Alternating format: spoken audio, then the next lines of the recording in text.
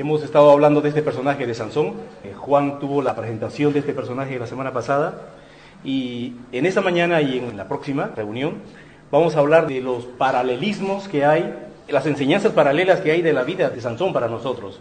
Es como si Dios nos estuviera mostrando su plan de salvación por medio de la vida de este Sansón. Y hay muchas cosas que podemos contrastarlas con lo que Dios hizo posteriormente a través de Jesús, de su muerte, de nuestra salvación, de nuestra vida nueva en Él. Entonces vamos al libro de Jueces capítulo 13, dice el verso primero del 13. Los hijos de Israel volvieron a hacer lo malo ante los ojos de Jehová, y Jehová los entregó en manos de los filisteos por 40 años. Se vuelve a repetir aquí el ciclo. Pecado trae castigo. Y es que esa es la consecuencia de lo que Dios ha establecido, que cada cosa que nosotros hagamos tiene una consecuencia, todo. Y aquí el pecado está trayendo como consecuencia que Dios nos entrega en la mano de nuestros enemigos, señalado aquí, los filisteos. Entonces es una cosa buena para tomar en cuenta. Toda acción trae una consecuencia, o cada acción trae una reacción. Cada cosa que nosotros hagamos está sopesado por Dios, está contemplado por Dios y está justamente recompensado por Dios, sea bueno o sea malo.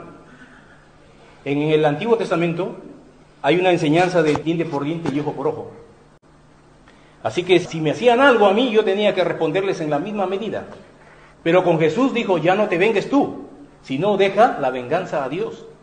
Eso significa que lo que me hagan a mí no va a quedar en el olvido, sino me están diciendo, tú no te vengues. Dios es el que se va a encargar de dar la justa recompensa al que te ha hecho algo. Es decir, que cada acción siempre va a tener una consecuencia. Pero esta vez, la consecuencia viene de parte de Dios. Con eso te quiero decir que si tú mientes, alguien te engañará. Si tú robas, alguien te robará. Porque es el ojo por ojo, se tiene que dar. Y esta vez depende ya de Dios que lo haga. Así que si tú no quieres ningún mal para ti, no lo hagas. Porque todas las cosas que tú haces se te van a revertir. Y aquí Dios nos enseña de cuál ha sido nuestra condición en el pasado.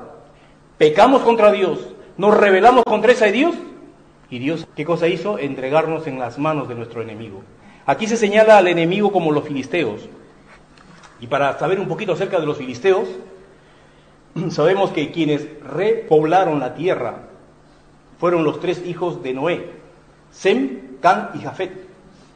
Jafet pobló y habitó todas las costas del Mediterráneo, que llegó hasta Tarsis.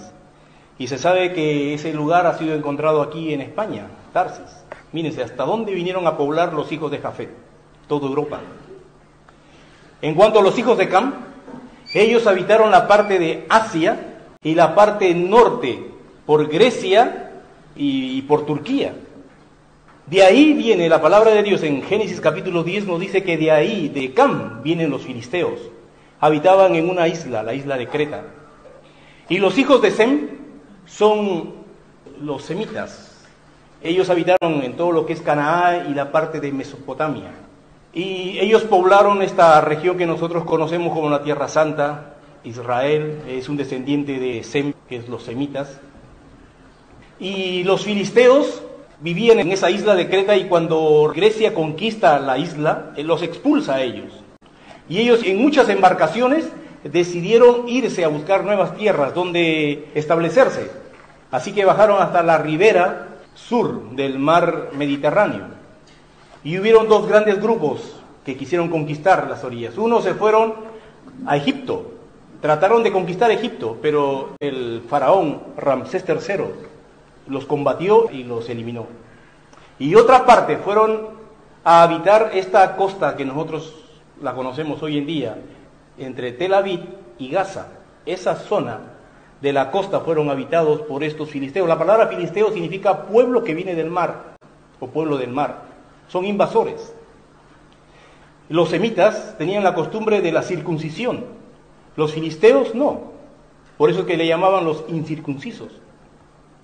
Y eran hombres que tenían más conocimiento, un conocimiento más desarrollado. Venían con más capacidades. Ellos sabían manejar el hierro, fundían el hierro y hacían ese armamento, mientras que los demás solamente habían llegado hasta el bronce, cobre y bronce. Así que sabían y tenían mejores armamentos.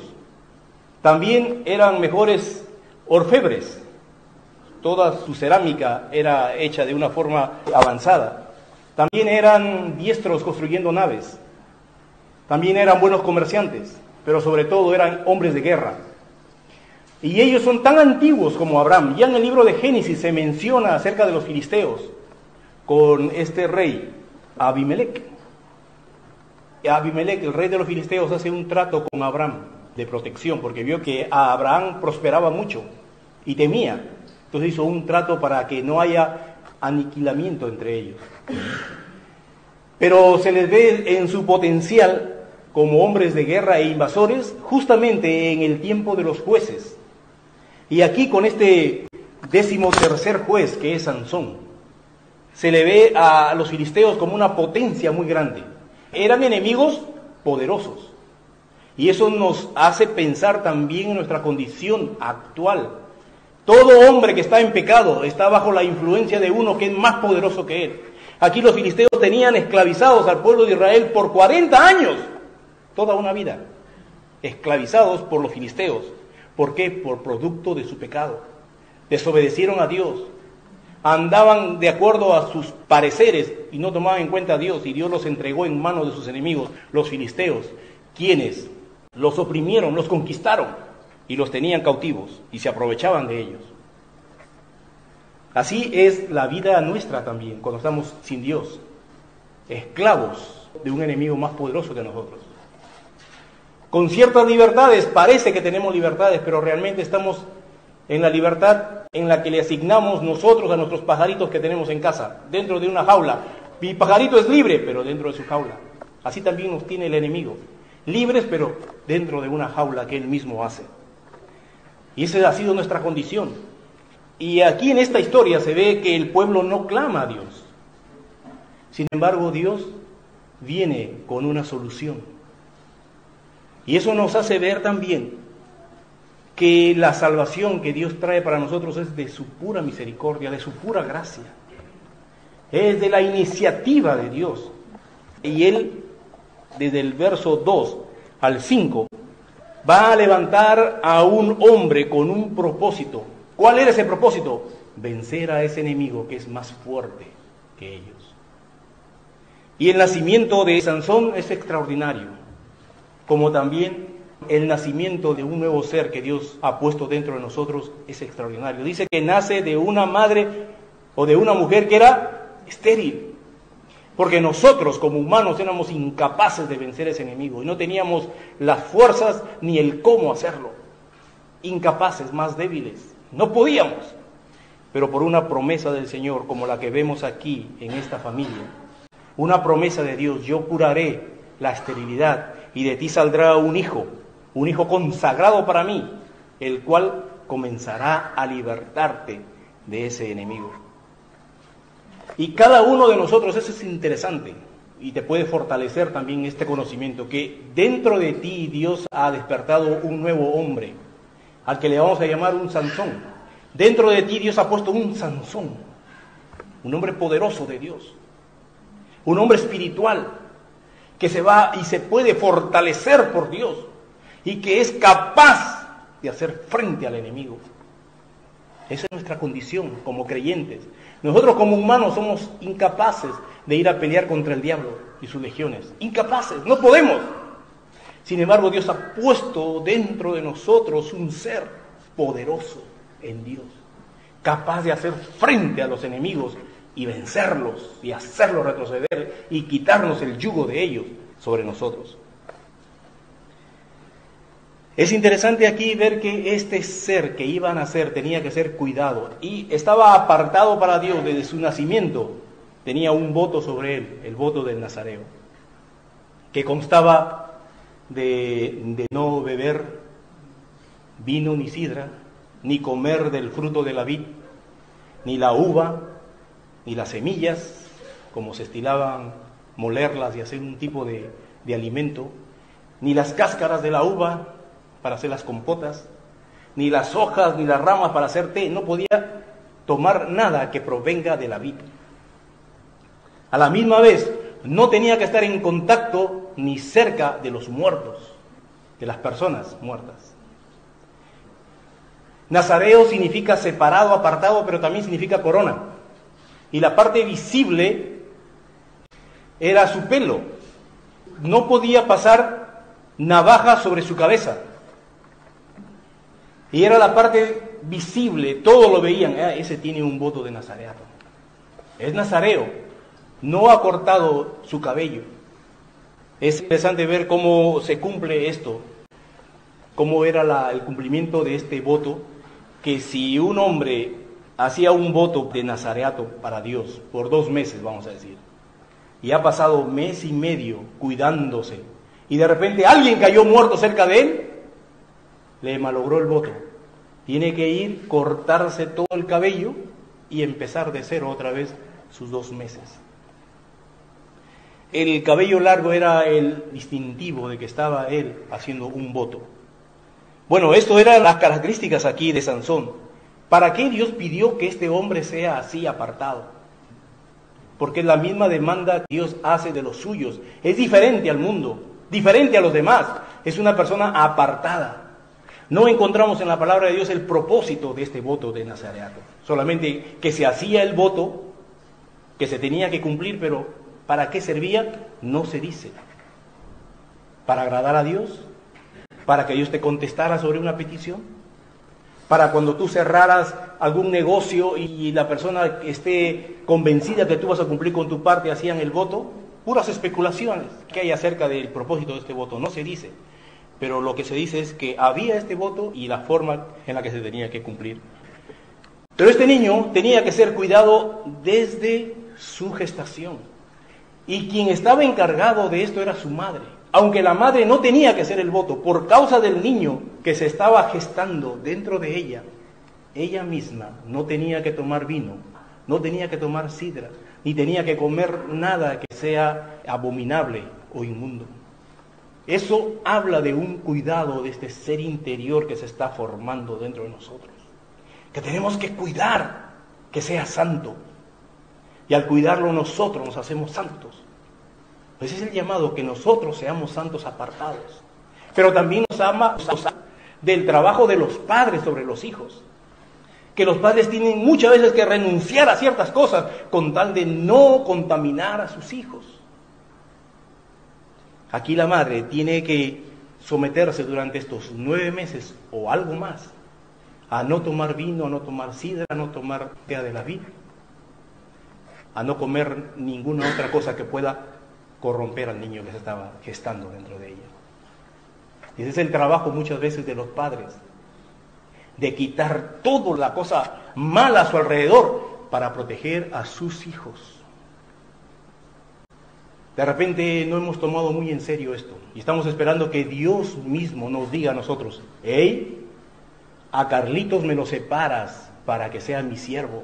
Y estamos esperando eso para recién tomar las medidas necesarias y cuidar al niño, porque Dios me ha dicho que él va a ser un siervo en el futuro. Cuando la palabra de Dios nos está diciendo que nosotros tenemos que tener el cuidado de enseñar quién es Dios a nuestros hijos. El llamado ya está para todos. No esperemos que nos lo mencione por nombre a cada uno de nosotros. Y tenemos que tener un trabajo como padres de cuidar a nuestros hijos, de quitar toda influencia de mal, porque ese niño debe crecer para Dios, para el servicio de Dios. Y cuando nace, los padres tienen que educar a este niño para cumplir ese voto, aunque el niño ni siquiera comprenda qué cosa es, pero están los padres para cuidarlo, Y ellos hicieron un buen trabajo, porque en el verso 24 del capítulo 13 nos dice que: y la mujer dio a luz un hijo y le puso por nombre Sansón, y el niño creció y Jehová lo bendijo porque había un trabajo que, aunque no está explícito, pero está implícito dentro de él, que los padres cuidaron que el niño creciera de acuerdo a las normas de Dios, de acuerdo a lo que Dios requería de él. Ese es un trabajo para nosotros padres. Cuidemos a nuestros hijos para Dios. Y si eso significa sacar de nuestro medio un montón de cosas que pueden contaminar al niño, hagámoslo. Yo estoy seguro que para que los padres no tentasen a los hijos, o para que el hijo no vaya a caer por descuido en comer algo de la vid, ellos mismos limpiaron su casa de todo fruto de la vid. Aunque no era obligación del padre y la madre hacer esto, estoy seguro que ellos se cuidaban incluso de no comer ni tener en la mesa un plato lleno de uvas para que no sea tentación para el niño. Y así muchas veces nosotros tenemos libertades, pero tenemos que cortar nuestras libertades con tal de cuidar al niño que va en formación, en crecimiento. Y Dios lo bendijo a este niño porque los padres hicieron un buen trabajo con él. Y el verso 25 dice: y el Espíritu de Jehová comenzó a manifestarse en él en los campamentos de Dan, entre Sora y Estaol. El niño a su temprana juventud empezó a darse cuenta que dentro de él había algo especial. ¿Por qué se caracterizó Sansón? Por su fuerza. De repente el muchacho se dio cuenta que podía alzar la carreta o al buey o hacer malabares, bueno, en fin. Se dio cuenta que tenía una fuerza sobrenatural. Pero también Sansón se caracteriza por tener una agilidad mental. Y ambas cosas venían de Dios y eran útiles porque Dios había levantado a este hombre para juzgar a Israel, para ser juez, y lo hizo por 20 años. Entonces tenía que tener estas características. Y Dios empezó a manifestar en él cuando era un adolescente o cuando era un joven. Y eso es lo que Dios quiere también que nosotros aprendamos, que ese Sansón que Dios ha puesto dentro de nosotros, que se llama el nuevo hombre, es un ser fuerte en Dios. Por eso el salmista dice: en Jehová haremos proezas, cosas especiales, sobrenaturales. En Dios haremos proezas. Y también Pablo, en el libro de Efesios 3:16 y 3:20 dice, ¿no?, para que os dé el ser fortalecidos con poder en el hombre interior, en su Espíritu Santo. Dios ha creado un nuevo hombre dentro de nosotros para ser poderoso. También lo dice en el capítulo 10 de Efesios: por lo demás, hermanos, fortaleceos en el Señor y en el poder de su fuerza. Tú eres un ser poderoso para Dios. Dios te ha capacitado con un espíritu que Él ha hecho renacer dentro de ti para que sea poderoso. Y era el consejo de Pablo para su hijo Timoteo. Le dijo: Dios no te ha dado un espíritu de cobardía, sino que Dios te ha dado un espíritu de poder, de amor y de dominio propio. Así que cada uno de nosotros también tenemos un ser nuestro muy fuerte en Dios, para que nosotros cumplamos el ministerio para el cual Dios nos ha llamado, de vencer al enemigo, de liberar a otros de la esclavitud de ese enemigo. Poderoso nuevo hombre tenemos dentro de nosotros y que Dios nos lo ha dado. Noten ahora aquí en el capítulo 14, en el verso del 1 al 4, dice: descendió Sansón a Timnat, ya estaba adulto, y vio en Timnat a una mujer de las hijas de los filisteos, y subió y lo declaró a su padre y a su madre, diciendo: yo he visto en Timnat una mujer de las hijas de los filisteos, os ruego que me la toméis por mujer. Y su padre y su madre le dijeron: no hay mujer entre las hijas de tus hermanos, ni en nuestro pueblo, para que vayas y tomes mujer de los filisteos incircuncisos. Y Sansón le respondió a su padre: tómame esta mujer, porque ella me agrada. Verso 14, verso aclaratorio. Mas su padre y su madre no sabían que esto venía de Jehová, porque él buscaba ocasión contra los filisteos, pues en aquel tiempo los filisteos dominaban sobre Israel. Hay algunas acciones que hacen a algunos cristianos que son criticables y no entendemos por qué lo hace, por qué dice esto, por qué se sale de la norma. Y hay una palabra muy interesante aquí que va en relación a esto. Hebreos 13:7 dice: acordaos de vuestros pastores que os hablaron la palabra de Dios. Considerad cuál haya sido el resultado de su conducta e imitad su fe. Si vemos con detenimiento el contenido de este verso, dice, considerad cuál haya sido el resultado de su conducta. No dice, estate atento a lo que él hace, cómo se conduce. Porque Dios tiene una forma de tratar con cada uno, o una estrategia. En este caso, Dios le había dado a Sansón una estrategia, que vaya a hacer un parentesco con los filisteos, pero era solamente como un motivo, una provocación, porque después de eso vendría una causa justificada para que Sansón le haga mal a los filisteos. Y esto lo sabía Dios y lo sabía Sansón, y él no lo declaró a sus padres, porque si se ponía a contarle a los padres no lo hubiesen entendido. No, hijo, eso no puede venir de Dios. ¿Cómo te vas a ir a los filisteos y vas a buscar una mujer de ellos? No te has equivocado. Por eso mejor evita esa discusión con los padres y no le declara lo que Dios había puesto en su corazón. Simplemente le dice, padre, madre, acompáñame, como era la costumbre, a pedir la mano de esa mujer. Pero él sabía dentro de sí que solamente era un motivo, una provocación para poder ir contra los filisteos, como lo logró al final. Y aquí en Hebreos, donde hemos visto esto, muchas veces hay personas, cristianos, en este caso pastores, que se conducen de una forma rara, le decimos poco convencional, fuera de las normas. ¿Quién sabe si Dios le está dando esa estrategia para conseguir algo? Por eso dice, considera cuál sea el resultado de su conducta e imita su fe.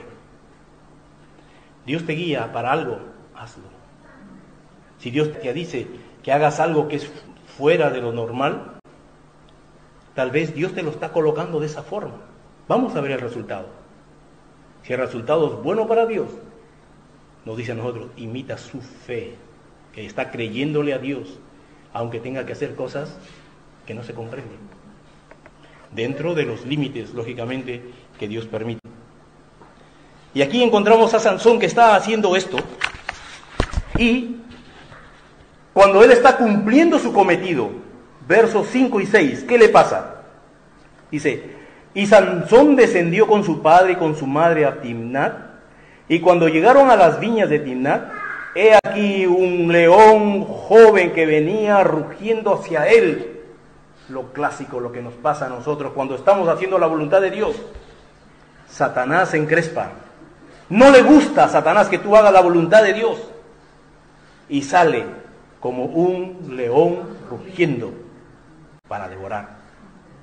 Es interesante como dice también un león joven, porque la misma expresión lo encontramos en el libro de Salmos cuando dice, sobre el león y el áspid pisarás, hollarás ¿a quién? Al cachorro de león. Un león joven te sale al encuentro rugiendo para quererte atacar. Es interesante las similitudes que hay con nuestra forma de vivir, con nuestro desenvolvimiento para con el Señor. Pero cuando vino el león rugiente, también vino el Espíritu de Dios sobre él, y fue contra el león y lo despedazó. No tenemos nada que temer, creyente, hermano y hermana. Hagamos y cumplamos la voluntad de Dios, y saldrá el león, es lógico. Va a atemorizarte, es lógico, pero no podrá contra ti. Porque si estás haciendo la voluntad de Dios, Dios vendrá sobre ti y te dará la solución, la forma. Tendrás la fuerza de despedazar al devorador. Y termino ahí porque se me acabó el tiempo y la próxima semana vamos a ver más similitudes entre Sansón y nuestra vida. Que es una vida poderosa para librarnos del enemigo que se ha levantado y que es poderoso, pero en Dios somos más poderosos. Bendito sea nuestro Dios hasta aquí. Vamos a orar. Gracias, Padre, por esta enseñanza que tú traes de la vida de Sansón para nosotros. Y que consideremos que ese nuevo ser que tú has puesto dentro de nosotros también es tan poderoso o más como Sansón. Ayúdanos, Señor, a fortalecernos en ti y a ser fuerte, porque de ahí mana fuerza para vencer, fuerza para triunfar, Fuerza, Señor, para que tú actúes contra nuestros enemigos. Tenemos poder en ti. Gracias, Padre, por la comisión a la que tú también nos has llamado. Así como Sansón tenía un propósito, cada uno de nosotros tenemos un llamado, un propósito que cumplir. Y por eso has puesto un espíritu fuerte de poder dentro de nosotros para cumplir el cometido que tú nos has dado. Gracias, Padre, por este tiempo, en el nombre de Jesús. Amén.